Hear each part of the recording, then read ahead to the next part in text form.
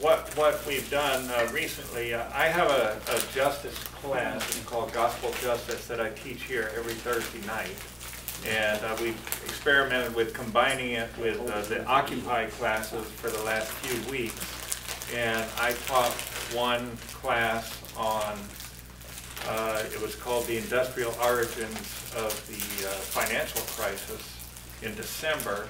And I dragged my fellow ministry members down to El Sabroso for that. And we also went down to Derek's class last week. And this week, the class that I asked to teach was called Building a Cooperative Society on the ruins of the economy that we have right now. So what I wanted to do was so this is a unique experiment of blending an Occupy class and a ministry class, and I'm hoping it works. So I want to welcome everybody. I've got an outline here, and as I said, this starts to cover the entire history of the world. Okay, yeah. It starts to cover the entire history of the world. So that's pretty small for the history of the world, Sandy. What's that? Yeah, so I've got a summary of the history of the world, and it goes into people that have advocated for cooperative societies, from all over. Although it's not it's not comprehensive at all. What it reflects is stuff that I have read personally, and so it's got a bias toward Latin America and England and the United States. So it's but one of the reasons I wanted to talk about it was that the whole question of a cooperative society is and the way really what it means. Well, let me go ahead and go by my notes.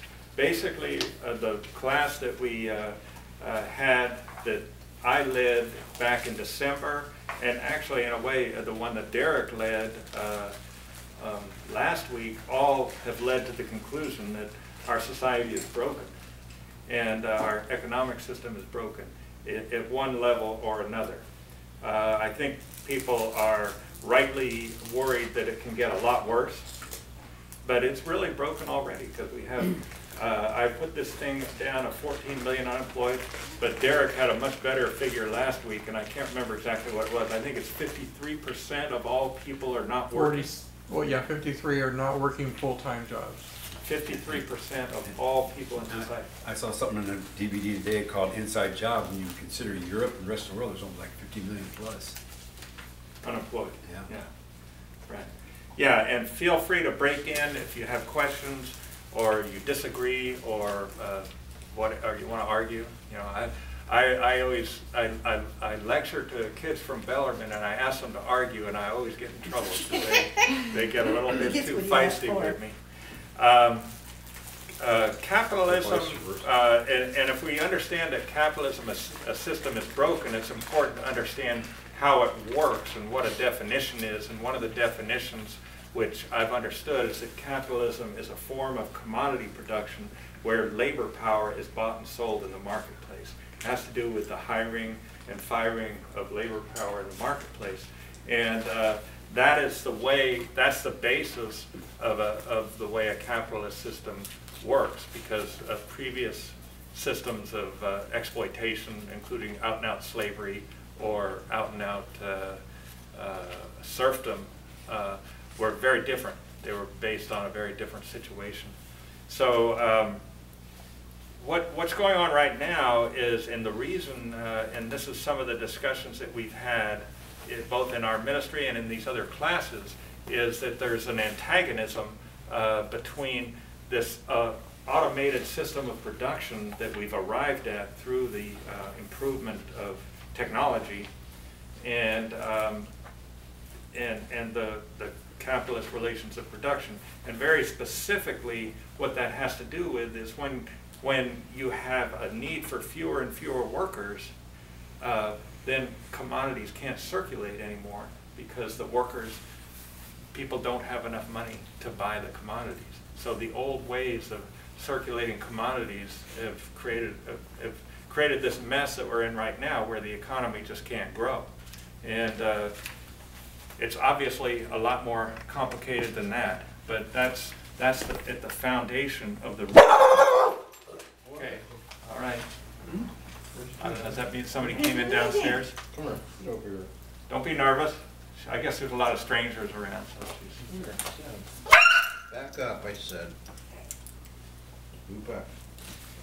And there was an article which came out recently, which I think I talked about in my previous class, by a writer. His name is Marshall Brain. I think he's from LA.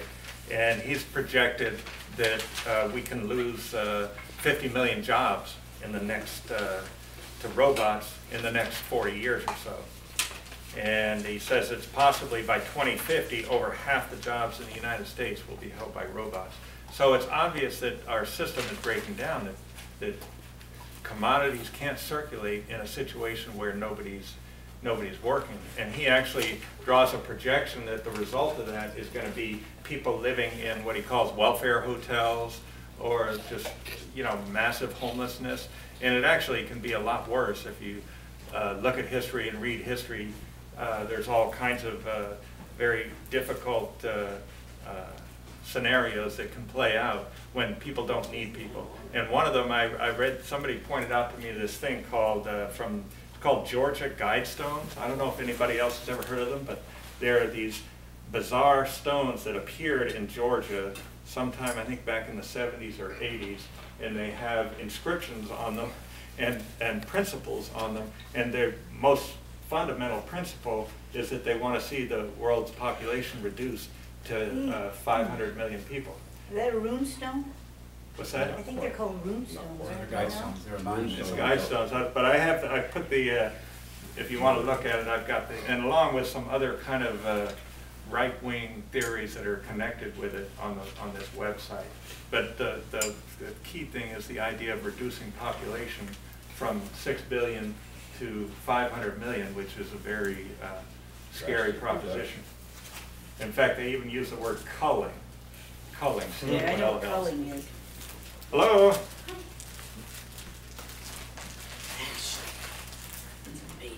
Do you want to introduce yourself? I'm Ashley.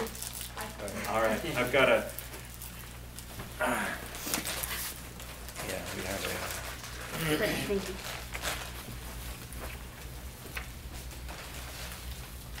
So really, there's only two ways that the economy can go now. We've gotten to a point where we either have to organize some kind of a cooperative economy, which is really, and the whole purpose of this paper is to show that a cooperative economy is not something scary, it's not something impossible, it's not something that's never been done. In fact, most of human history consists of cooperative economies. And it's only recently, capitalism actually as a system has a very short history, going back to the, say, the mid-18th century.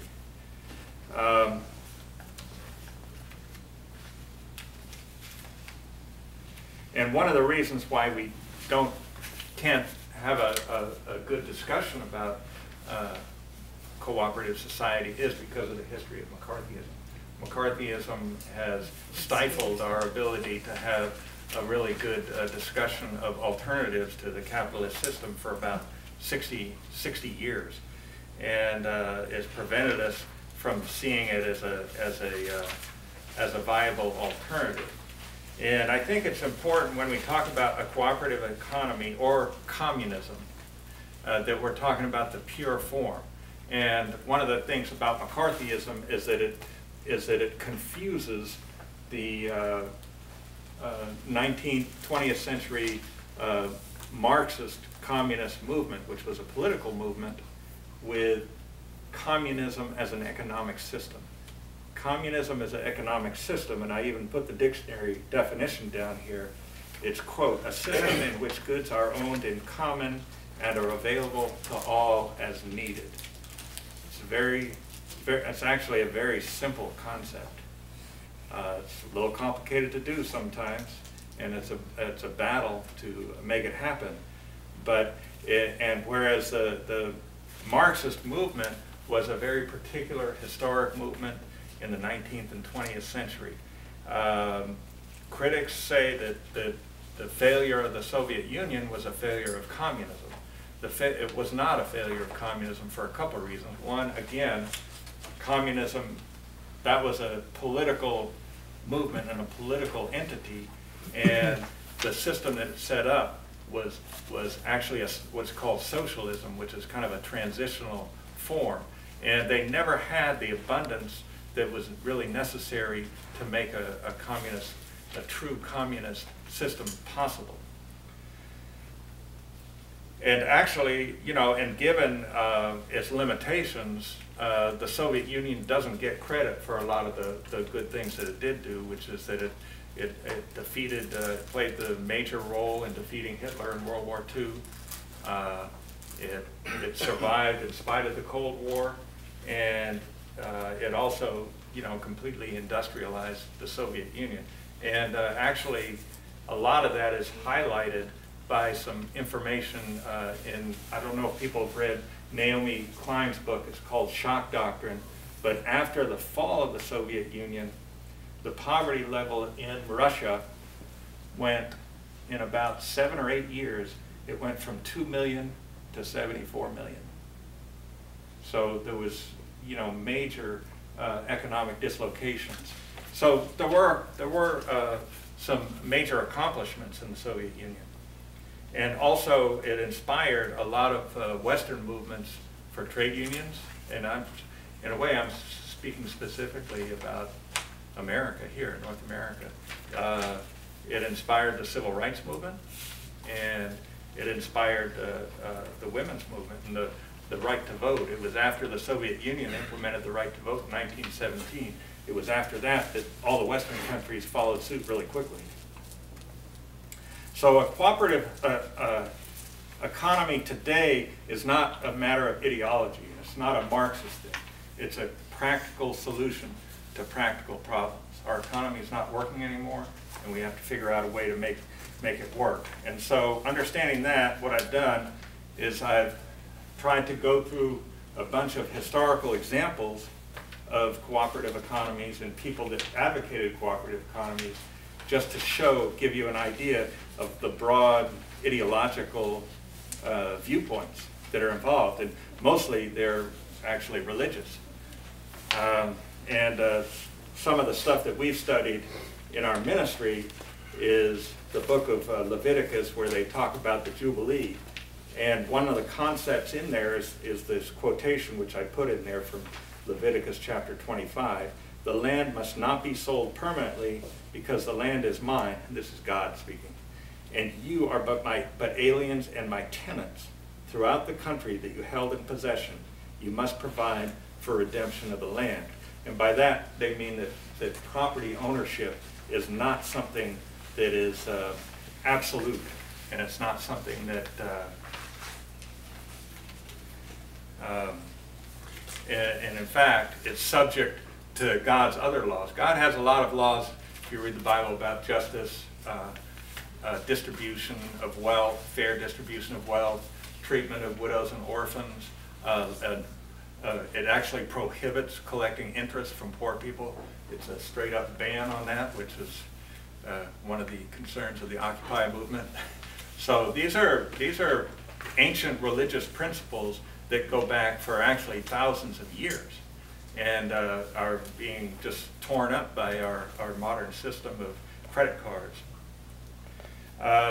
The famous example from the book of Acts, Acts 2:44, the early Christians basically organized themselves in communes. It says all the believers were together and had everything in common, selling their possessions and goods. They gave to everyone as they had need. And this is actually, the early church was organized along these lines for, 300-something years. It eventually was, I don't know what the word is, co-opted, taken over by the Roman Empire. And the Roman Empire transformed it and turned, Christianity was originally a religion. It was about freedom. and about treating and loving one another, and of course those are still in the scriptures. But when it got taken over by the Roman Empire, it got to be changed into an instrument of oppression. And as we go further on in the class, we'll see some examples of that. And one of the Christian ideals was expressed by Paul in Corinthians, where he says, "Our desire is not that others might be relieved while you are hard pressed, but that there might be equality. At the present time, your plenty will supply what they need, so that in turn their plenty will supply what you need. Then there will be equality, as it is written, he who gathered much did not have too much, and he who gathered little did not have too little." And that quote is actually from when God gave the manna to the Israelites, and he actually ordered people not to take too much and not too little, but to be equal. And anyway, there's a whole history about how private property started, and it goes back to the story of Joseph and the 7 years of plenty and the 7 years of famine. I think some of you may have heard that story, where Pharaoh collected all the plenty into big storehouses, and then during the years of famine, actually he made people into slaves. That's basically what happened, in order to have access to that food. So the history of the Americas is basically, and this is just in very broad outlines, it's interesting because it's a history of a battle between slavery, which was basically brought and instituted by the Spaniards primarily, and cooperative societies, which is what the Native American societies were almost all organized. And there's some variations about that, because the two largest groups were the Incas and the Aztecs. And because they were so large, they did have some social stratification and some classes, and they had some, the Aztecs in particular had some forms of slavery.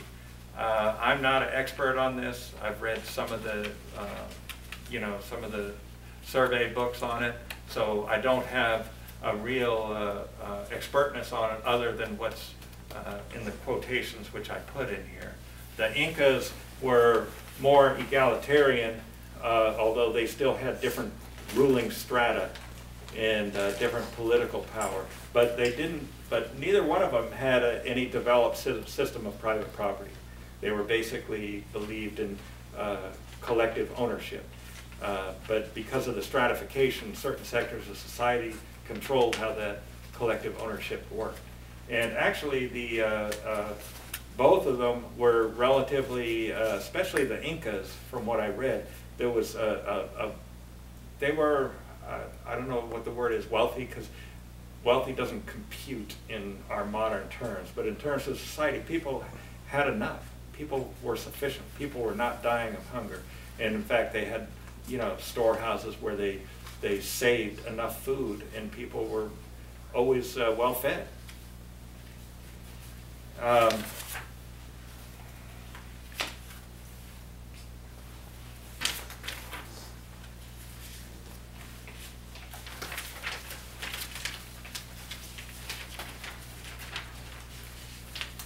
One of the things that's very interesting is that these ideas of cooperative societies, they come from a lot of different sources to us, and they traveled around the world. One of the main sources, of course, is the Bible, because that's where a lot of the ideas that we hear of in terms of our understanding of a cooperative society came from the Bible. And in fact, when the Bible began to be widely read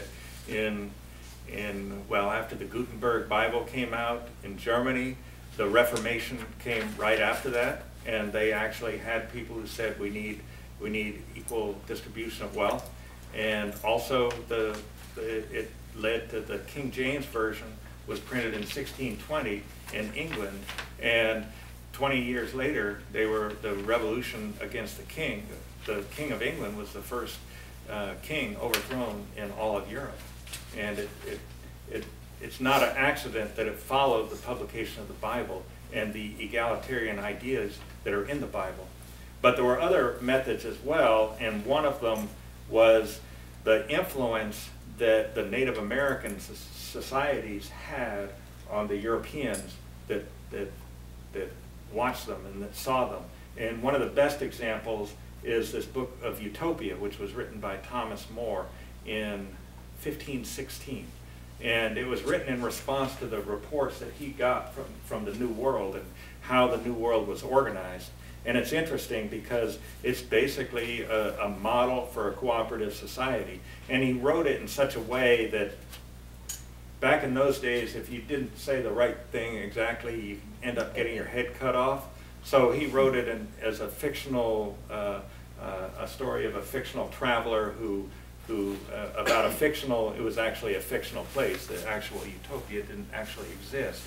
But the ideas were all based on the common ownership that was prevalent in the Native American societies. And he has this interesting, I'll read it, this interesting description of the marketplace in Utopia. He says, in the midst of every quarter, there is a marketplace of all manner of things. Thither, and I'm sorry about this language, but it was, that's what I got out of this book. Thither, the works of every family be brought into certain houses, and every kind of thing is laid up several in barns or storehouses. From hence, the father of every family or every householder fetcheth whatsoever he and his have need of, and carrieth it away with him without money, without exchange, without any gage, pawn, or pledge. For why should anything be denied to him, seeing there is abundance of all things, and that it is not to be feared that any man will ask more than he needeth? For why should it be thought that a man would ask more than enough, which he is sure never to lack? Certainly, in all kind of living creatures, either fear of lack doth cause covetousness and ravin, or in man only pride, which counteth it a glorious thing to pass and excel other in the superfluous and vain ostentation of things, the which kind of vice and vain ostentation, which kind of vice the utopians can have no place, among the utopians can have no place. But the idea is that this takes this huge burden off of people's mind, because especially, and even they're talking about Native American societies, and many of the Native American societies were very poor and they just lived hand to mouth, especially the ones that relied mainly on hunting. But the more agricultural ones did, such as the Incas, they did have a level of security, and I think that's some of the models that Thomas More was using when he was writing. But just the idea that if your needs are going to be met, there's no reason to store up. I remember Jesus in the New Testament, he mocks these people that store up goods in barns, and he has this parable about this man who built one barn, and he couldn't fit all his stuff in it, so he built another barn and put it all in that. And Jesus said, and then he died. So, but the idea that all your needs are going to be supplied, so you don't need to panic and you don't need to hoard. And there's no reason to hoard, because when you need something, you can just go get it. It'll still be there. And that's the benefit that you get from a cooperative society. I know another way it was explained to me, and I've never been able to, I read this someplace, but I've never been able to go back and find the book where I read it, but it was such a good story about a Native American guy that the white man led him into some city and showed him the bank. And the Native American guy said, "What's that?" And the white man said, "That's a bank, so whenever we get in trouble, we can go there and get a loan." And the Native American said, "Why would you do that? Why would you do that? Whenever I get in trouble, I just ask my tribe and they take care of me." You know? So it's a totally different concept of how to access the wealth of society, that it doesn't need to all be divided up into little private parts. And it's interesting, I'm going to read this. Okay. Actually, I'm going to jump into just the, one of the things that's important to understand, and it really came through clearly in these books by Galliano, is that what happened in Latin America, especially North America also, was nothing short of a Holocaust. It was so ugly that it's almost impossible for us to believe. I mean, I don't know the exact millions. I think maybe 50 million, something like that. People died out of this, which is, you know, much larger than anything Hitler ever did. But I'm just going to give you a couple of examples, and where it started was where Columbus first landed in the Caribbean, and somebody told me that can't remember that his first diary entry when he got to wherever it was, Santo Domingo, wherever Columbus first landed, his first diary entry said, "The people here are very friendly and intelligent. They would make excellent slaves." And that was his first diary entry, and that's what he went ahead and did. And this is this book by Galliano. I really recommend it. It's actually 3 volumes, but what it is it's called Memory of Fire, and it's kind of all of American history, and it deals with primarily Latin America, but also a little bit on North America. And Sorry. and what it consists of is short stories about a page or less long. And he actually, it was pretty good because he wrote it, because he said in most traditional history, the way they teach it is they deliberately make it boring so that nobody will pay attention and nobody will learn. And so he's trying to model a different way of telling history in terms of stories, and short stories that people can pay attention and learn from. And this one is called Hatwe, and some of these are very, very sharply written. In these islands, in these calvaries, those who choose death by hanging themselves or drinking poison along with their children are many. The invaders cannot avoid this vengeance, but know how to explain it. The Indians, quote, so savage that they think everything is in common, as Oviedo would say, are people by nature idle and vicious, doing little work. For a pastime, many killed themselves with venom so as not to work, and others hanged themselves with their own hands. Hatwe, the Indian chief of the Guahaba region, has not killed himself. He fled with his people from Haiti in a canoe and took refuge in the caves and mountains of eastern Cuba. There, he pointed to a basket full of gold and said, "This is the God of the Christians. For him, they pursue us. For him, our fathers and our brothers have died. Let us dance for him. If our dance pleases him, this God will order them not to mistreat us." They catch him 3 months later. They tie him to a stake. Before lighting the fire that will reduce him to charcoal and ash, the priest promises him glory and eternal rest if he agrees to be baptized. So Hatwe asks, "Are there Christians in that heaven?" "Yes," said the priest. Hatwe chooses hell, and the firewood begins to crackle. So it's these are the level of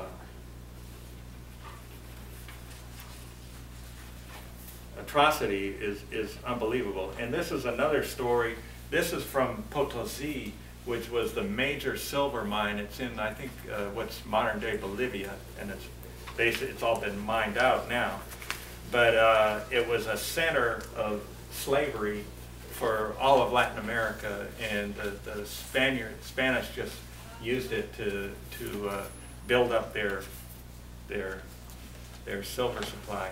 And this is a little bit of a story about how that was operated. This is from 1600.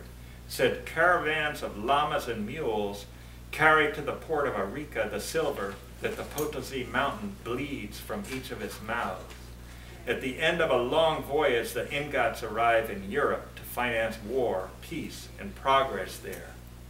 In exchange, from Seville, or by contraband, Potosí receives the wines of Spain, the hats and silks of France, the lace, mirrors, and tapestry of Flanders, German swords, Genoese paper, Neapolitan stockings, Venetian glass, Cypriot wax, Ceylonese diamonds, East Indian marbles, the perfumes of Arabia, Malacca, and Goa, Persian carpets and Chinese porcelain, black slaves from Cape Verde and Angola, and dashing steeds from Chile. Everything is very dear in this city, the dearest in the world. Only chicha corn liquor and coca leaves are cheap. The Indians, forcibly seized from the communities of all Peru, spend Sundays in the corrals, dancing to their drums and drinking chicha till they roll on the ground. On Monday morning, they're herded into the mountain, and chewing coca and beaten with iron bars, they pursue the veins of silver, greenish-white serpents that appear and take flight through the entrails of this immense paunch. No light, no air. There the Indians toil all prisoners, breathing dust that kills the lungs, and chewing coca that deceives hunger and makes it and masks exhaustion, never knowing when night falls on daybreak, until Saturday ends and the bell rings for prayer and release. Then they move forward, holding lighted candles, to emerge on Sunday at dawn. So deep are the diggings and the infinite tunnels and galleries. A priest, newly come to Potosí, sees them arriving in the city's suburbs, a long procession of squalid ghosts, their backs scarred by the lash, and remarks, "I don't want to see this portrait of hell." "So shut your eyes," someone suggests. "I can't. With my eyes shut, I see more." So this is ugly stuff. And out of that, it's interesting because the role of the Spanish was primarily slavery and murder. That was the main thing that they did, but not exclusively. And in fact, there were some people, especially in the church, that came forward to defend the Indians and and actually in some cases to help them to organize to resist this type of situation. And one of the most famous ones, his name is Bartolomeo de las Casas, and actually he went through various different parts of Latin America. He ended up being the Bishop of Chiapas, and in fact the capital of Chiapas, San Cristobal de las Casas, was named after him. But he documented the atrocities that were being committed all across Latin America, and he wrote book after book after book and documented it and actually influenced the laws. But he was, and he had a vision of a different way of organizing society, and it was a cooperative society, that it was not necessary to just murder and enslave the Native Americans. He was also the one that through his efforts, he forced the Pope to declare that Indians were human beings, which was not a small, since the Spaniards were intent on enslaving them all, that was a major accomplishment. Seems like the 1% would be perfectly happy to adopt that course of action. What's that? Seems like the 1%, the people were protesting against, would be perfectly happy with that. It's happening right now. Well, that's what we're worried about, and that's why we're protesting. Like a lot of places in the world, it's still like that. People, slavery, brutal conditions. Yeah, and we're worried that that's step by step coming here, and in fact, in some communities to a certain extent it does, and in the prison system, there's forms of slavery that we have right now going on.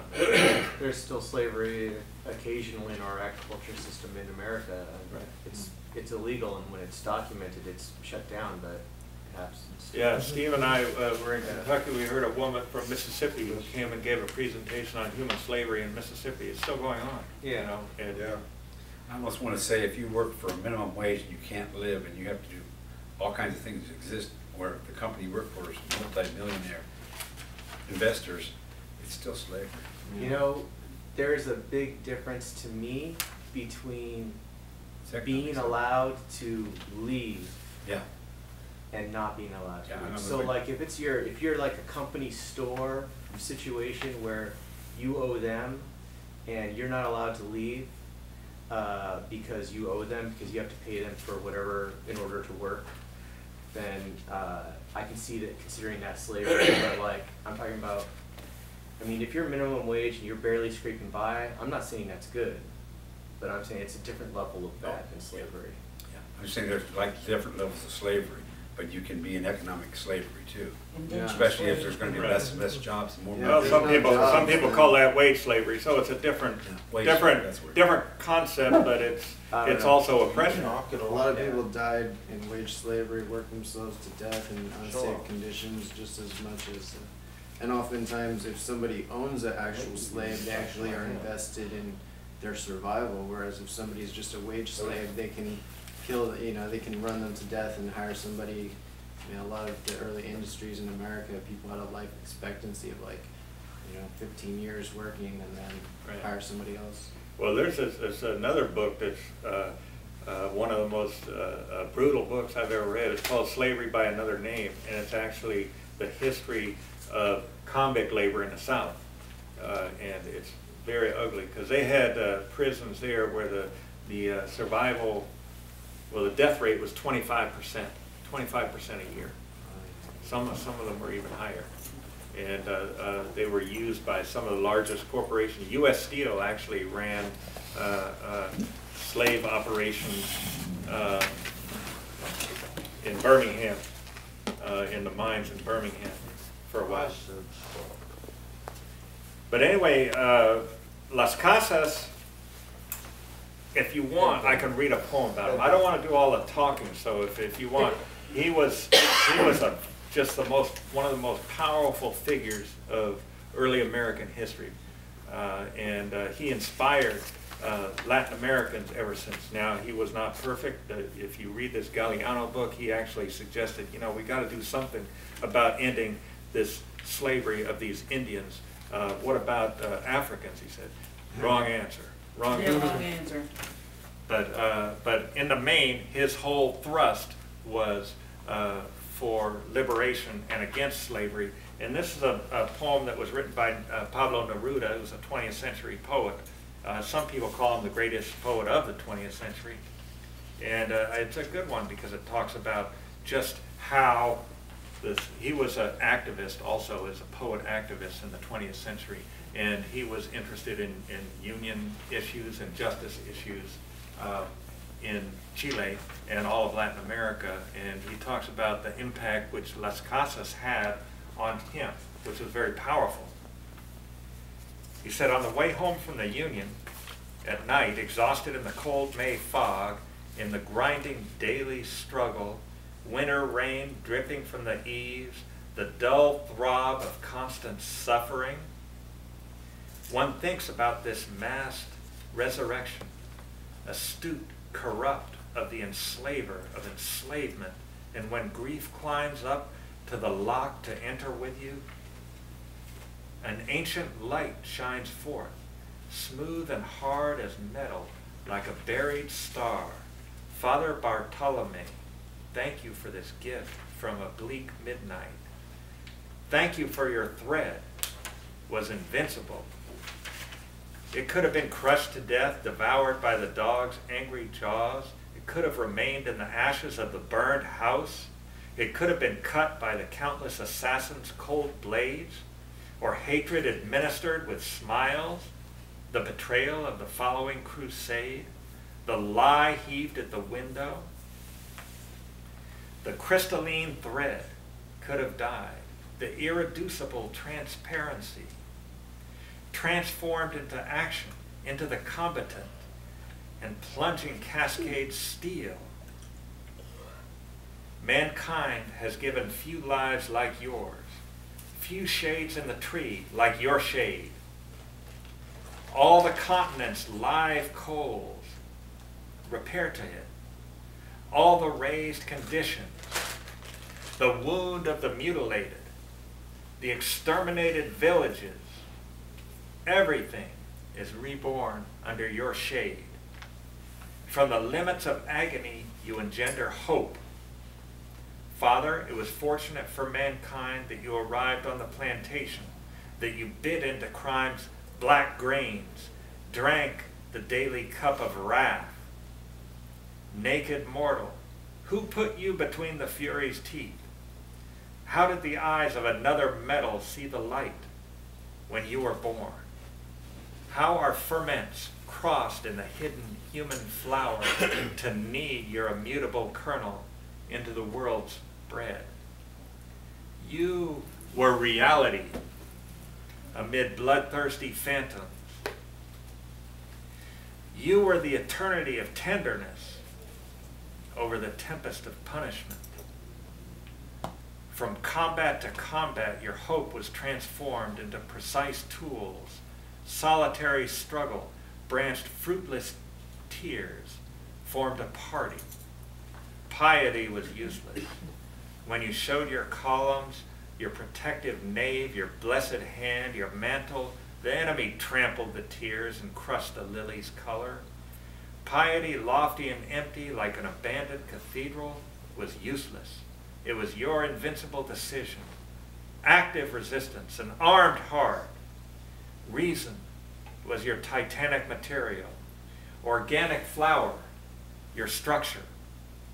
The conquistadores wanted to contemplate you from above, from their heights, leaning on their broadswords like stone shadows, swamping the lands of your initiative with their sarcastic spit, saying, there goes the agitator, lying, the foreigners paid him.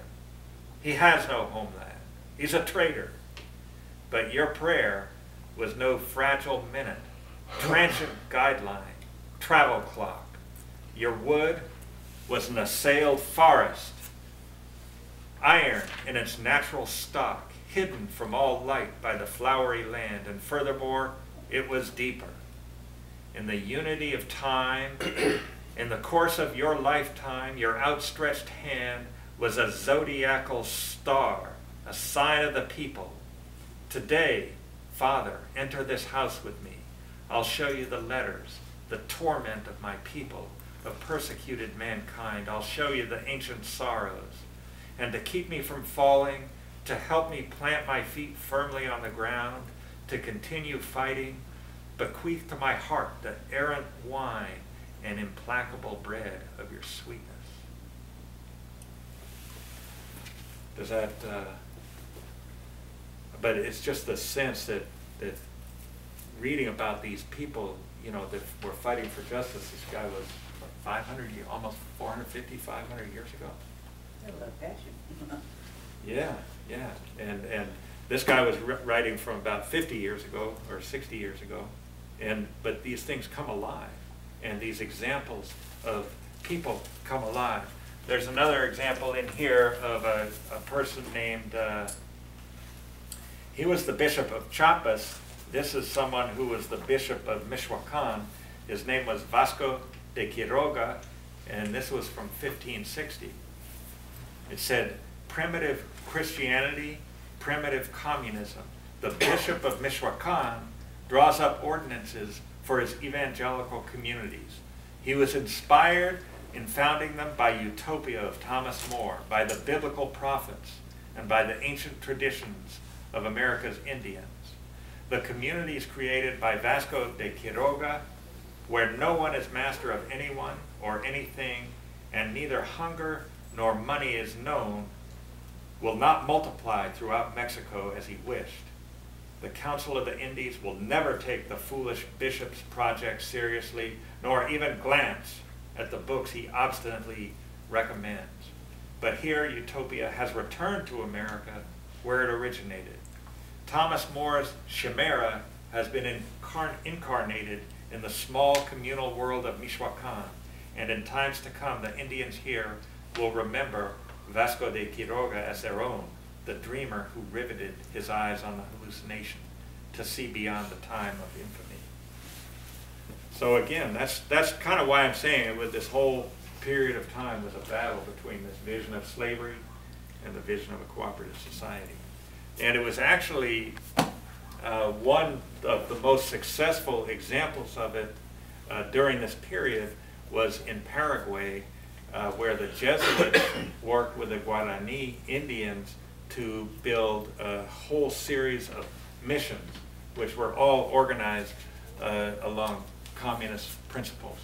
And the quotation that I got in there was, yeah, what all of the documents dwell on is the winging. This is kind of enthusiastic, so the winging, blossoming joyousness of the life of these communes, with their many-sided, abundant economic productiveness within an abbreviated work week, born upon music and ceremony. And there was a movie that came out, I think back in the 80s, called The Mission. Did anybody ever see that one?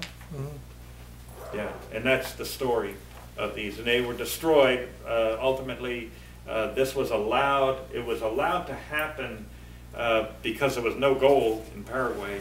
And so the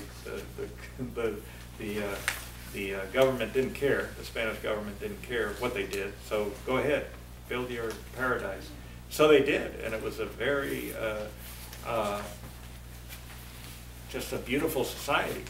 And I think the picture in the movie, The Mission, is fairly accurate. I don't know enough to be able to say one way or another. But it was a very beautiful society. But then they had something to do with European politics, and they said, you know, I think they gave it to Portugal or something, and they just said, take it. And it ended up, they had a huge battle for many years, but they ended up being crushed and destroyed. They had these missions going for 150 years, extremely successful. I guess that's a good point.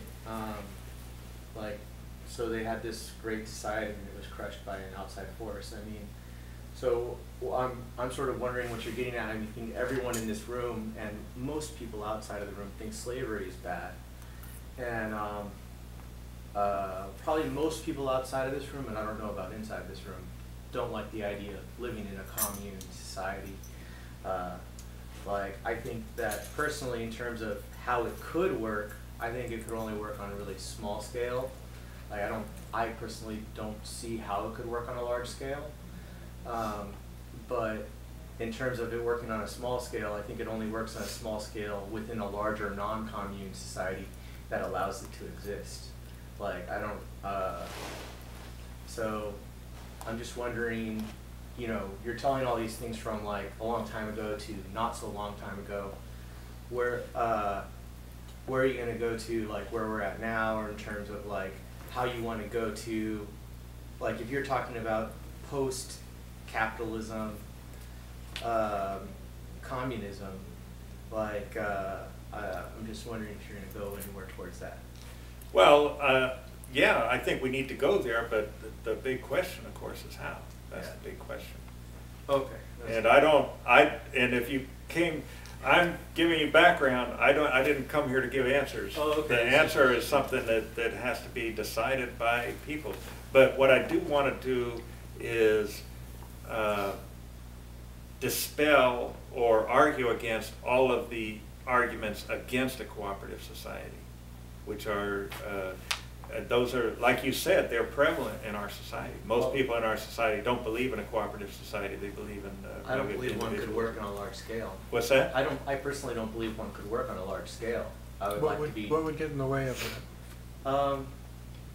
Well, I think that like a commune where you really don't really have leaders and everything is just sort of like everybody contributes some, everybody takes what they need. Like small scale ones, everybody knows each other.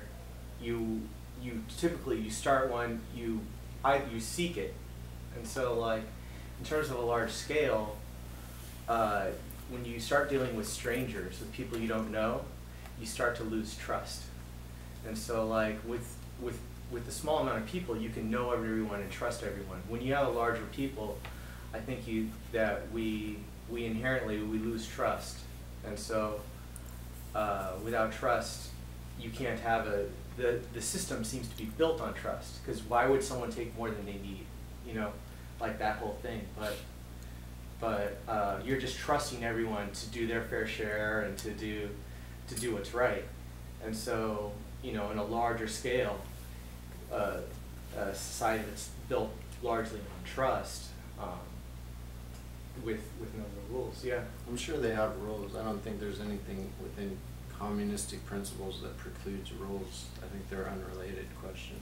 Sure. You can have a, you know, as long as the rules are made communistically, communally, it's not a related question whether there's rules or not. There can be a capitalist society with no rules. In fact, capitalism in general tends to mean less rules. So I don't think it's related whether there's rules or not.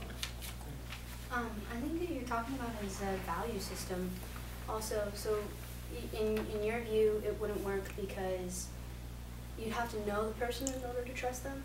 So that assumes that the trust comes from knowing the other person, right?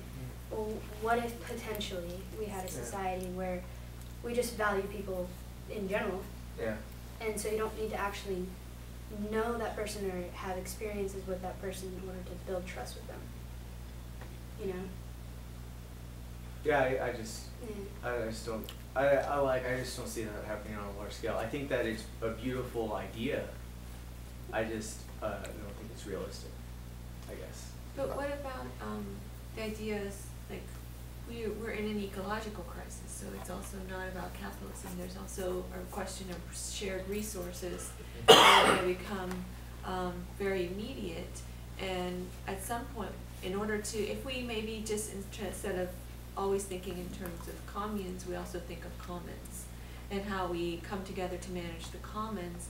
You might have to have participatory spaces where you form federations similar to like the General Assemblies just to manage commons. And then that may not be built on trust, but it's built on an investment that you need to preserve your water resources, that everyone has to have access to this, and it has to be managed in a certain way that's sustainable. Right, so then you might live in a commune, but then we have like this kind of patchwork, quiltwork society that we manage communal spaces in a very different way based on the resource, the need, the collective. Like right now, some of us are not religious, but we're sitting here in a ministry sharing this conversation, and so it's kind of a patch, you know, a space of that encounter, right? And we're sharing the discussion. So yeah. Well, the thing is, there just isn't any answer except for the answer that we create. I mean, I believe that we have no alternative but to organize some kind of cooperative society. And I think there is something to maybe the traditional Marxist perspective, which I have a quote in there later on, which says that, because he says that, he talks about the worker cooperatives which existed in the 19th century, and there were actually several examples of them in England and other countries. And he said they're good, and you can't go anywhere without them because they set an example which says it's possible for people to have cooperatives and have well-functioning cooperatives without a master over them. And he said that, but he thought that that was not adequate because it would never, because he was concerned with the declining standard of living of the working class at that time, and he thought some isolated cooperatives couldn't deal with that.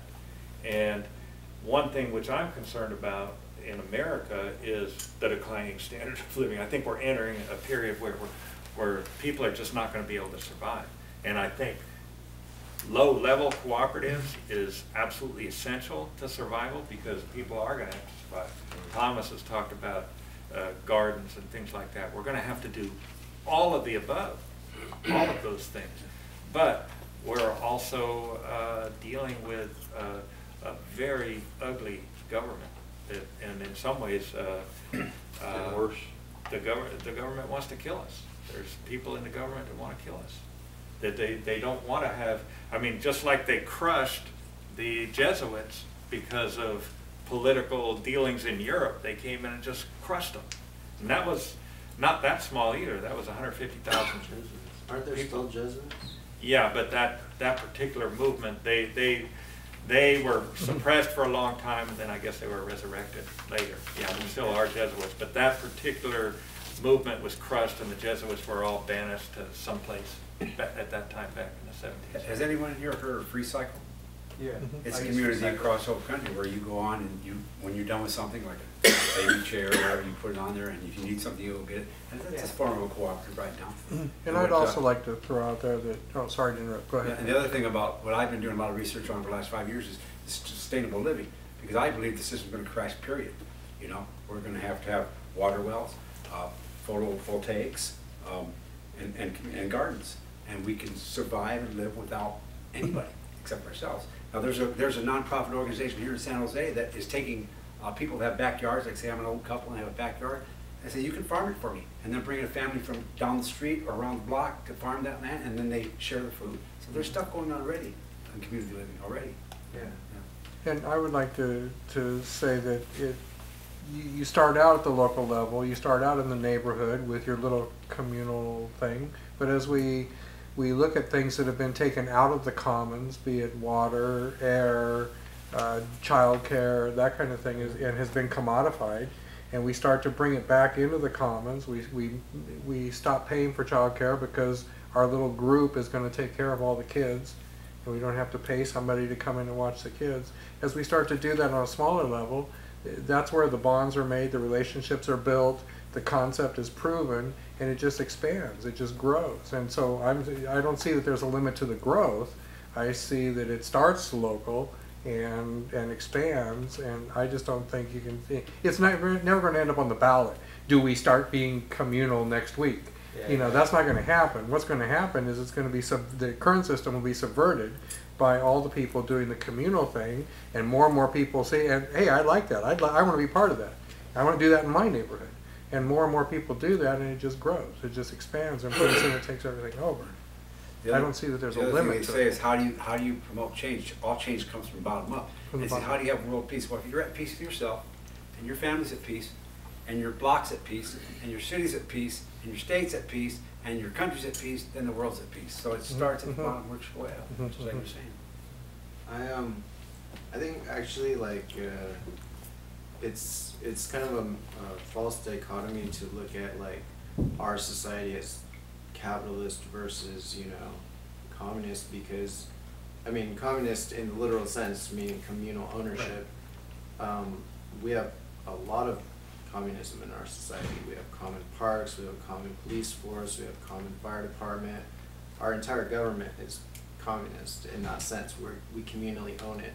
I mean, it used to be in the old days, it was owned by the rich people, only rich people could vote, and it was like expressly, the government was just there. Well, they're going back to that. For the rich, yeah, and there's still a lot of that, but I mean, I think it's naive to believe that we're not largely communist as we are now. I mean, we have public parks, we have public roads, and I have never seen a problem with that. I mean, maybe if somebody politicized it and said, oh my god, this is socialist, then it would be a big hubbub, but as it is, it's just common sense, you know? It's just like, yeah, these are things that are meant to be shared. How could somebody take it all over? Of course, we're gonna have public parks, things that are the common good that we all benefit from equally.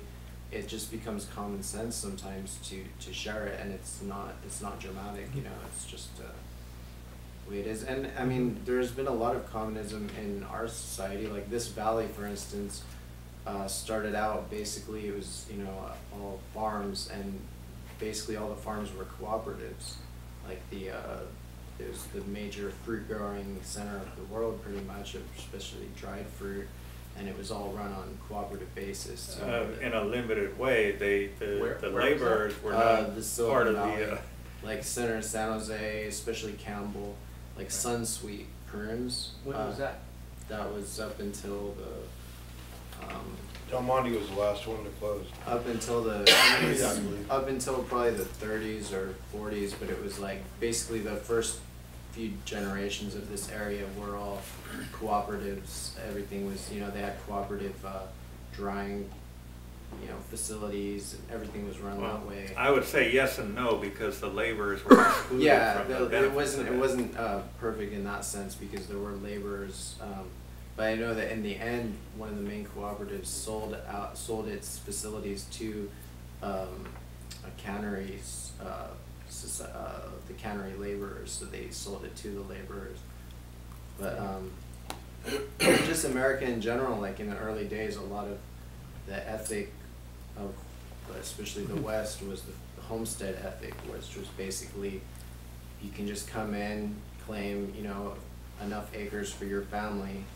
You didn't need the deed to it, and that was just the unspoken law, or it was the spoken but unwritten law of the frontier from New England down to Florida and out west all the way as far as it went. And there's thousands of people lived that way, and people would come in like and try and say, well, I own all these acres, you need to pay me rent, and often as not they'd just be chased out. Everybody helped build each other's farms, everything was done communally, whether there was harvesting, so that's how our country was built. You're forgetting about the people who lived there before that, though. Yeah. The native peoples. Am I forgetting that? What do you mean? Well, I mean, like, yeah, okay, we were built on a homestead ethic, but then what about, you know, the land before that was already A lot of them, used. not all of these people were necessarily at odds with each other. A lot of the frontiersmen were intermarried with and trading with the Indians. I mean, it wasn't always like an us or them situation. I'm not saying that it was, but I'm saying that there was definitely a lot of violence and stuff involved with that. I think that there was doesn't really violence on speak to both the sides. communal- But Yeah. there Way wasn't of structural doing things. violence, like at some point, we did come in and it did become an us versus them. And the state facilitated the white settlers to take over that land. And it wasn't very cooperative for the people that were living there and had like the Mexicanos who were there and had been there for many generations, so that's part of the story. Yeah, I mean, certainly in this area there was a lot of squatters, like a lot of the Americans who came from the United States were squatters, whereas the Mexicans who already lived here owned vast amounts of land, and so there's this kind of struggle between those groups, but I wouldn't say that one was any better than the other. I mean, there was, and I mean, Indians slaughtered white people, innocent white people a lot of times too. It's the history of every country that, you know, I've ever read about. Well, I just meant that it wasn't like as communal specifically as you're saying before. Well, It what you was said pretty earlier, communal. like, I mean, and by earlier, I mean like a long time ago, well, you know, an hour ago or whatever, half an hour ago. When you were talking about Russia being more socialist as opposed to communist, right. so I guess, I don't know, I consider myself more socialist, but so socialist, what do you see as the difference? Well, it was basically the government different- ownership of the means of production and distribution according to, you know, basically work. I've got an article here about it. I can give it to you if you want. That talks about it. Yeah. But I'd say that's what I was talking about. But I think we're at a situation now where the level of abundance is so high and the level of technology is so high and the amount of work that's required to create it is so small that we, like I said, we have two choices. Either we continue to distribute things according to private property to the people that own it now, and we get rid of the excess workers by some kind of genocide or something, or we divide it up cooperatively. Well, there's the third And that would be a communistic system, which I agree with Derek. I think it can develop locally moving to larger and larger groups. But the one thing that I disagree is that, you know, our government is controlled by predators and murderers, and it's very dangerous. And I don't think they're going to let us just do that without. I mean, our society is filled with predators and murderers. I mean, if you look around, how many women have been raped? They haven't been raped by their government. I mean, it's a sad thing. I mean, yeah, we all got predators, but the government focuses it and they're organized predators.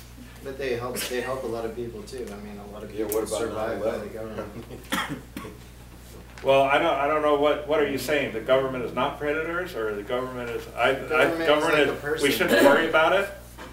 I'm saying we need to worry about it. Yeah, we should worry about it, but Okay. we shouldn't demonize it. I mean, like, it's just like people. Like, the government does good and the government does bad. There are people who would straight up die without the government. So how would we hold the government accountable in a better way than we are right now?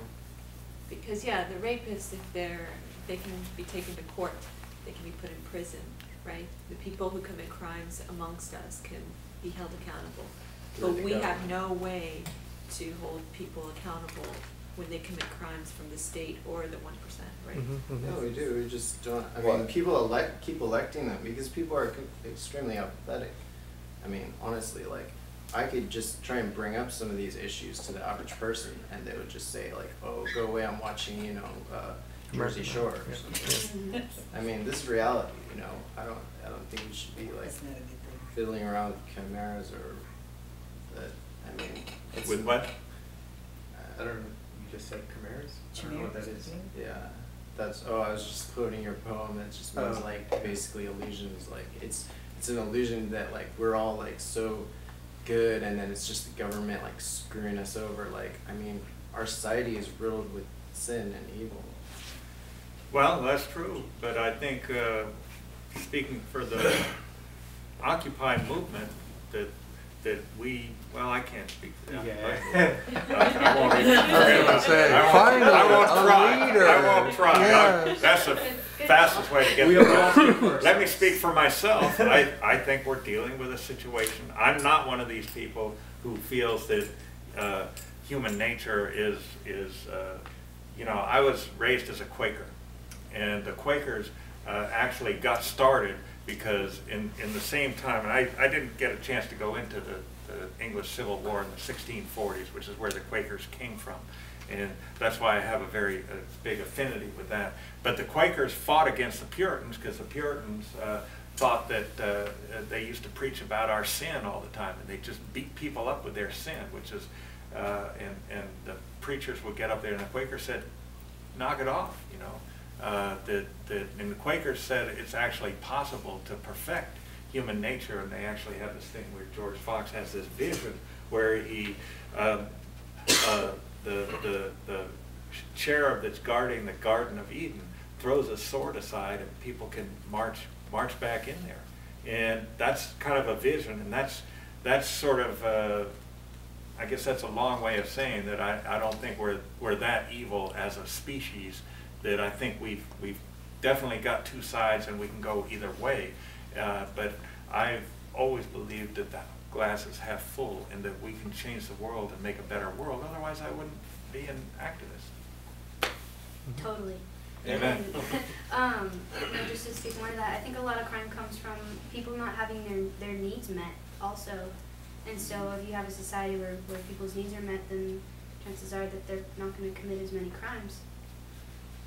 Yeah, the book Utopia was actually written in response to the situation in England at that time, which was the early 1500s, where there was already they started this system of enclosures where the people that owned the property were just throwing people off the land, and people were thrown into the streets with nothing. And so some of them would turn to robbery.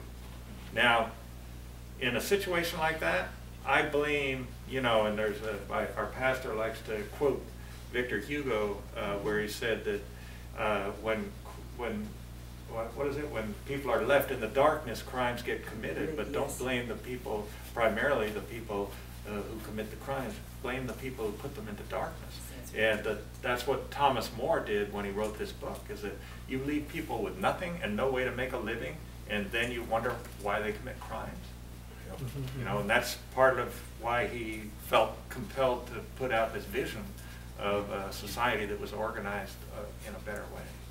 You criminally take away somebody's home and throw them on the street, and you don't expect them to retaliate or revert to primal instincts.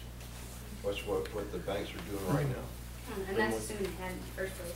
Yeah. And I would agree that there's a whole lot of illusion going on, but you know, the illusion that the 1% are entitled to lord it over and control resources that belong to everybody is a big part of the problem. And the illusion that people that are poor are entitled to be poor because they're lazy or something, that's another illusion that a lot of people buy into that is totally false. And so there's a lot of illusion in this culture and in this society that needs to be challenged and seen for what it really is. One common conception, and I don't know if it's a misconception or a true conception, but a common conception is an argument against communism is rewarding people who are really good at particular things. So like capitalism, one of the main arguments for capitalism is to reward people who are particularly good at, like people who come up with ideas, innovate ideas, new ways of doing things, better ways of doing things.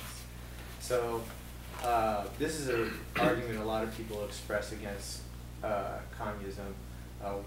I'll be talking to my brother-in-law, and a lot of times he'll tell me, like, why do you want to punish that person? And I'm just like, I'm not want to punish that person. I just feel that, like, it's like, sure, he's worth, his work that year was worth more than my work this year. But was it really worth like 800 times what I did this year? It's like, I'd say it was worth 200 times what I did. So just take that extra, you know, whatever. But with communism, if maybe I'm misunderstanding something, but in terms of, because I do believe that someone who is exceptional, I have no problem with that person having a slight reward, you know, but like, yeah. But this whole argument is grounded in the belief that people want to be lazy, and that people won't create just out of the creativity that they have been blessed with, and that there's competition for resources, and that, you know, if I'm lazy, I shouldn't be rewarded, I shouldn't be given resources that somebody else works harder for. You know, this is all grounded again in this notion of scarcity and this notion of that people are lazy and that they're not going to contribute, just, you know, all their needs are met, they're not going to be creative and make the community a better place. Just because, you know, if you're not having to fight to get your food, then you're freed up to be creative, and you're not coming from this sense of lack and this sense of impoverishment and this need to hoard what you do have, and you're more generous with your time and with your energy and with your creativity. And yeah, so I think it's a whole different way of looking at it. But the way we're looking at it and having these arguments about, can we trust people to not take too much? Can we trust people to not be lazy? Can we do, you know, that's just from this whole world, this whole mind or worldview that says people are lazy, people will take more than they deserve, and we have to protect against that. Well, I think that... Can I say something? Sure. I wanted to say a couple of things, because Gandhi, who was another communist, socialist, whatever, he called himself a socialist, but he's another one who really debunked that theory, because he said that whole theory and all of Western economics, and he's talking about capitalist economics, and he sort of made a remark on the side that this is modern European civilization was the only civilization he ever heard of where their economic theories directly contradicted their religion. And but he says that all of those economic theories believe that we only proceed from animalistic impulses. He said we have a body, but we have a spirit. We all have a spirit, and we are motivated by spirit as well as by body. And the other thing is just in these examples, these were from North American, Native American societies. It said Cadwallader Colden of New York. Cadwallader Colden. Yeah. All right, thank you. Observed that within the Iroquois Confederation, the most important men gave away the presents or rewards they received as part of treaties of war, and thus had fewer material goods than the common person. In addition, Colden discussed how the 5 nations did not believe in the superiority of one person over another, and how they had an absolute understanding of liberty. This lack of interest in attaining wealth over others was also noted by John Hunter, who observed the early 1800s that the chiefs and other important people of the Plains tribes, quote, render themselves popular by their disinterestedness and poverty. The Plains Indians, in a similar way to the Iroquois, liberally distributed the property that they had acquired. Hunter explained that the Plains Indian leaders, quote, pride themselves in being estimated the poorest men in the community. So there's examples, in other words, that actually people can be motivated by different things. It's not just a strictly material motivation. Just a different kind of currency. Yeah, that's it. Different kind of currency. I want to comment on what Derek said about, you know, people being motivated when they have their needs met.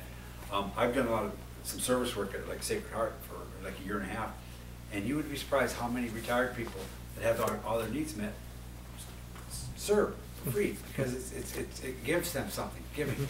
It's like if all of us here had all our needs met, we'd have to work for money or food or rent. How long can you sit down and watch television before you get bored? You want to go out and do something worthwhile, meaningful. We're made to be creative people, you know, use the talents we have. The other thing is, he has talents, I have talents, you have talents, you have talents that are given to us that we were born with. But to say that my talents deserve more reward than your talents is really wrong. You know, I mean, I've been a capitalist for 22 years. I had businesses of my own, and I was a capitalist. I bought into the system. And I realize now how wrong it was. Because if I have a manager mentality, or I have an assembler mentality, or even if I'm a person that has a janitor mentality, if I do my job well, I'm just as equally important. And the entire system runs with everyone in it. If we start taking people out of the system, it falls apart. But I've learned to rethink my capitalistic propaganda that I was taught in school and what I learned in the world. It doesn't make sense. Now, if God gave me a mind that likes to do computer work, but I don't like sweeping, thank God he gave someone else a mind that likes sweeping, because I get to do what I thrive at. He gets to do what he thrives at, but it doesn't make my work any more valuable. And the other thing about rewarding people, you realize that the financial sector is 42% of our economy right now. And they're getting paid hundreds of millions of dollars for defraud, criminal activity, laundering money, and raping the world, raping the country. They're taking from us and they're getting rewarded hundreds of millions for failing. You know, now where's the, you know, it's really screwed up backward system. No. Well, my comment with the lazy issue is I think that, like, I'm, you know, definitely sure that there would be people who would not want to work. And I think that that's totally okay. Because I don't think it would be like a majority. I think there would be some people, like one of my brothers, one of my cousins, one of my brother-in-law. I have a brother-in-law. He worked for he worked for maybe 8 or 10 years, and then he's been sitting on his ass for quite a while. And my sister's working, and you know, he feels like that he's worked enough and that he shouldn't have to work anymore. Right. And you know, but like, what are you going to do? There's going to be some people, but you can't base a society on some people. But so if we have enough, what difference does it make whether he is lazy and all he does is eat and watch TV all day anyway? Because we have enough. You don't. It doesn't take away from you that he's not working. There used to be this socialist radical concept, from each according to their need to each according to their ability. So first you make sure that everybody has their needs met. And I think we could change that even to say from each according to their need to each according to their contribution, so that you have needs met, but then if you're also contributing, you know, creatively or work productive wise, I mean, there are things that have to get done. We have to develop a work ethic, so contribution is also part of the equation, you know. lazy people can, at least they have food, they have clothing and. Medical. Yeah, medical. Well, contribution is also, one of the definitions of communism I've heard that is the best, is that the strongest point of a communist society is that everyone gets to contribute. Because as Derek said, with the unemployment of 53%, or lack of full employment of 53%, some of which is people not looking for work because they're dealing with other stuff, but there's a huge number of people that can't participate in the economy. They're just not allowed to. And a whole other sector of people that they're trying to deport, who are trying to participate in the economy, and they're trying to deport. So there's there's a huge human need and desire to participate in social activity and in the social production, and if not material production and cultural production. Everybody wants to sing, or not me, but I was gonna say, watch the word everyone. I'm Yeah. sure you'd be a wonderful singer. Watch the but word everybody everyone. wants to participate and contribute in some way. That's part of being human. That's how we connect with the society, is through how we contribute, what we give, and that's how we have our sense of self-worth. The other thing is, if there isn't work for us to do, it doesn't matter if some people are lazy or not. And we're getting to the point where there's less and less work because of robotics, technology. And every year we're going to have less jobs, less jobs, less jobs, more people that can't work even if they want to. And there's this misnomer that they keep saying, well, I read something today about the UN report about the agriculture availability to feed 12 billion people on this planet. But because of the subsidies and the economics and the greed, it's not being done. It's not being done. There is enough for everyone. There is enough for everyone. They'd rather pay farmers to not. Well, we're shipping our corn to Africa and putting the people that farm land out of work because we are subsidizing our farmers $1 billion a day to grow it, and then ship it out there, and they can't compete, so they're putting the people that need subsistence farming out of work. It's In crazy. Mexico It's also. crazy. They're taking and buying land in Brazil. The European Union is for $1 a hectare, growing soya, and shipping it all to Europe to fatten the cows, the pigs, and the chickens, while Brazil is just, the people are just, they have nothing. It's crazy. And it's all be multinationals, corporations that have no soul. I mean, I'm not going to go in here and take all of your money and then you get on the street, you're trash. I'm not going to do that. But if I'm a corporation, my charter says I have to make as And much you money as I gotta can, use numbers. then I have every right to take all your money and say, get on the street, you're trash. That's the bottom line. Corporation has no soul. Corporation has the rights of a person, but it has no soul. I think. And if I have 100 million people, or say 10,000 people working in this corporation, they're all getting a job, they're getting money, but they don't contribute to the soul. And the corporations are soulless, and they're destroying the world. They're destroying the earth, they're destroying the societies for profit for the few, the 1%. 1%.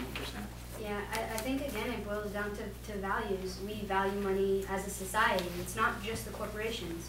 And we validate that every day when we purchase things. Right? And when we work for a wage, we all value money as a society. And the more we continue to do that, the more we continue to create these injustices, because it's in the name of profit, not in the name of taking away these people's land and their livelihood, right? You're not going in there saying, "Oh, I'm just doing this because I want your land." No, you're doing it because I want profit, and because that's socially accepted, then it's not seen as such a bad thing. I think that's why they've been able to get away with it for as long as they have, right? Because they're doing their job. And we've also been brainwashed and propagandized to believe that we need a new fashion every year. That we can't go on a place like Free Cycle and use somebody else's stroller. Or I'm going to use a stroller for a baby There's 3 or no 4 profit. years. There's no profit there. Yeah, but There's we've no been way to make money. propagandized and made into be consumers that we have to buy the newest. Think about it. Went from 8-track to cassette to CD to DVD to Blu-ray. It's like, and every time they're selling something like Blu-ray, they're already developing the next technology. Rather than saying, let's buy one and make it last 10 or 15 years and then get it, it's the whole consumerism. We've been propagandized and marketed and brainwashed, even in school. They taught me economics in college, and everything they taught me is a lie. And I believed it, and I made money at it. Anything I wanted, I got. But then I realized I was destroying people. I didn't care about the environment. I didn't care about me. It was just always more and It's more all and more. about, it's all about. Yes. Mhm. But there's a lot of lies in the society, a lot of lies. We need to question everything. There was a pastor I heard one time say that every injustice is propped up by a lie that most people believe. And so what that does is it kind of makes our job clear, is that we have to teach. And that's why I really like to participate in the Occupy education program. I like to go to Derek's classes and like to talk about this stuff, because this is the way change gets made. And having these kind of discussions helps to clarify things, I think.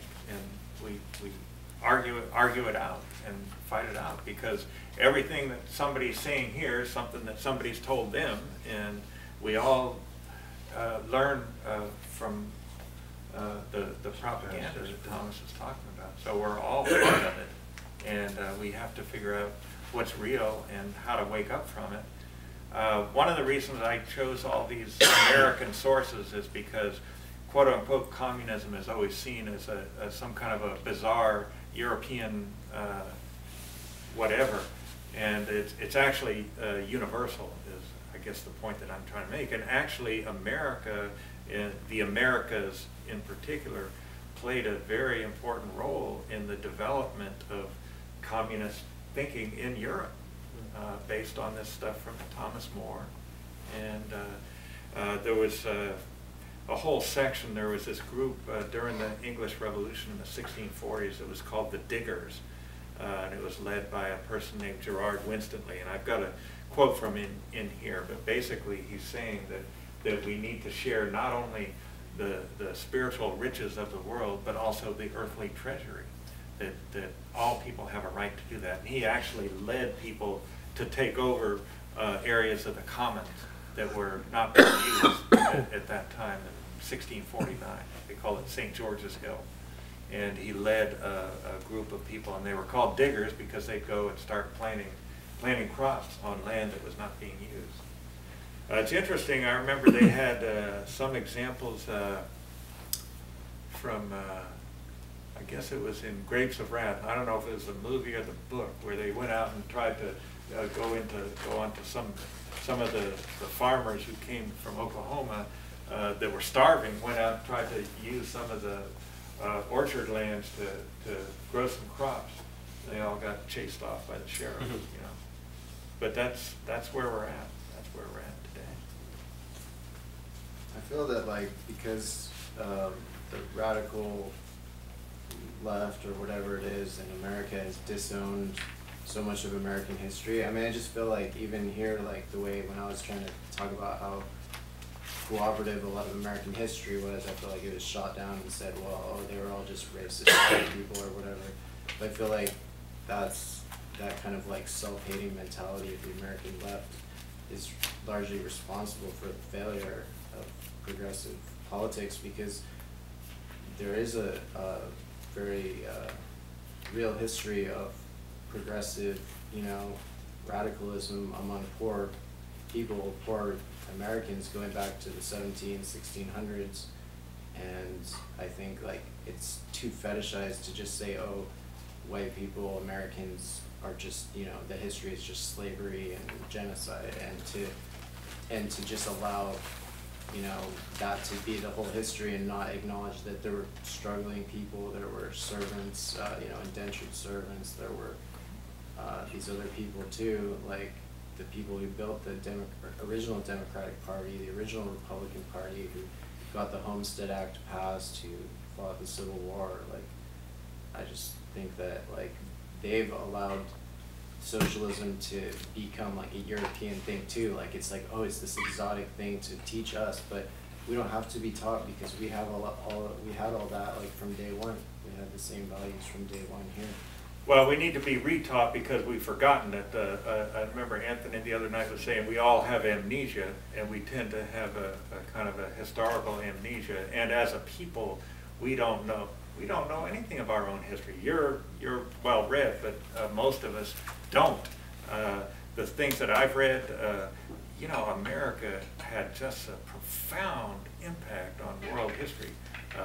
I studied a couple of years ago. I spent a lot of time studying one of my old, Thomas Paine, who was descended from Quakers, so I got this kind of connection there. But he crystallized in his book, and I think he actually drew on a lot of the ideas and traditions going back to Thomas More.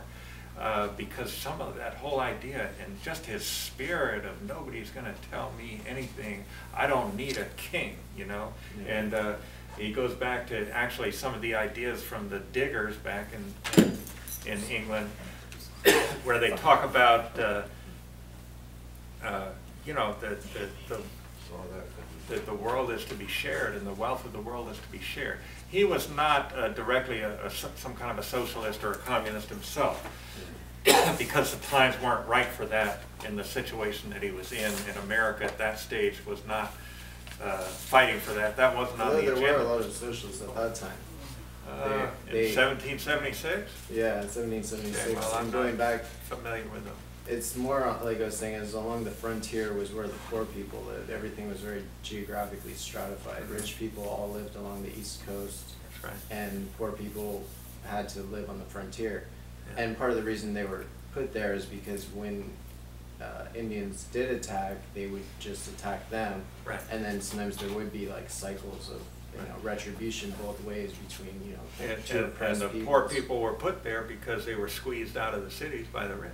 Mm-hmm. And that's the nuance, like, I don't think the left is self-deprecating, hating white history. I think that the left is trying to grapple in so many ways with those contradictions in the history, right? Well, there's So a lot of there's- different people within the left. Some Right, people there's a very within the left would general be statement. openly hostile to white people, some people would not be, so I don't And they're think the it's, like, across expendables the board. of society. Right, when I'm, that recuperation process has to take account for the injustices as well as the things that went well. So if we're going to recover those histories of communalism that were part of American history, they also have to recognize that sometimes it came at the expense of violence. And so then we don't want to, because as we move forward, the issue is not recreating those injustices and those violences. Because sometimes we don't recognize, we don't register them as violences, but the people that were affected, it's registered as violence. And that's what the work of historians do, is they recover that in the archives. And sometimes they recover it through the white records, like Galeano, a lot of his work is through the administrative records of the state, the churches and stuff. And so you have to go dig that out because we do have amnesia. Right. And that is a very deliberate project because of our ideologies, So, Yeah. What do we need to study history for when capitalism is eternal? Thanks. I think as also you were saying, Paine, he went back, I mean, I think he respected the Quakers a lot, even though he was the deist. son of a Quaker, but then during the Revolution, he called for some of the Quakers to be hanged. Yeah, I mean, the Quakers in America were against the Revolution Right. because they were given a position of power in America Yes, and some wealth. were, And so they were disproportionately, there were some like him and some others that were radical, but by and large they were Tories. But yeah, so he looked back to the Quakers and the general Puritan or dissenting traditions of British history, but also I think he and others, they looked back to Jesus as well. I mean, I think Jesus, the Well, Bible. not Paine, he was a deist. Yeah, He wrote a well, at book. least He actually got the Age of Reason. crucified by the churches. I don't know if But that's the right like word. because he was- Thomas Jefferson, he was another prominent deist Right. who was very adamant of following Jesus's philosophy. They didn't believe that Jesus was God. That was the distinction. But he did follow Jesus's philosophy of basically everybody, trying to establish a heaven on earth, a kingdom of God on earth. I mean, a lot of what Christianity was about originally was socialist and democratic. Right. So that's what I think that was a constant, and has always been a constant inspiration to, whether it's Martin Luther King or the abolitionists or what have you. Like, it's a mixed tradition as well, of course. There's, good and bad within Christian history, but I think, like, it doesn't serve to just only see the bad in any of those. Right. I would like to open it up to some people that have been real quiet, so see if we can spread this out a little. Mary's the most talkative person you can ever believe, and she's just not opening her mouth. Yeah, cool, Mary, step up. I'm sorry, I don't, you don't have to say that. I'm not trying to put people on the spot, but I I am. don't mind talking, I'm give me a trying minute to think of something to say, though. I spoke too much at the beginning, and now I'm just trying to open it up. I'll say something. Yeah. I don't know if you guys have ever heard of like the way that science classifies our galaxy or our planet as a type 0 civilization. What that means is that we're still at a point as you know, the people of Earth, we're still at a point where we're not taking care of ourselves. We're still completely disorganized. And other planets throughout our universe are considered, can be classified as type 1, meaning they are able to, you know, have control over all the resources. They're communicating and living in a community. So from the perspective of science, it's not a matter of if we'll get to the point where we will be this beautiful whole community. It's when. Either when we get there or when we self-destruct. Yeah. Or So there that's are the question. Other planets with alien life that are more. Yeah, that's what I Wait, wanna I don't find know. They I say must that- have missed the memo on this. This is like Yeah. NASA or something. Well, they can see that the planets have all the right ingredients to be that, but there's no way we can actually look and see what's happening at the planet. We can only assume that they've been alive long enough, you know, all the pieces are there for them. That's a As far dangerous- as I know, we haven't even found dangerous alien life in the assumption. first place. I don't think he's talking about alien life. I think he's talking about like. Well, right, I mean, we're not, I'm not saying that we know for sure that aliens are living on these planets. We just assume that since all the ingredients are there, there's a chance that there is. And the way we classify that is, you know, throughout the stages. And I don't even know what stage 2 is. Let me back up just a little bit of other science. Just today I read in the Chronicle that over the last 6-year study, they have determined in the Milky Way alone, there to be at least a minimum of 10 billion planets and as much as 100 billion planets. Now, if you take that by billions above billions of galaxies, there's got to be life somewhere. And it's got to be developed. It's got to be more developed. Just the chances of it. If there's 100 billion planets just in the Milky Way, and there's 100 or a billion galaxies, think of that number. I can't even write how many zeros that is. But we're special. Every one of us is special because we're created on purpose.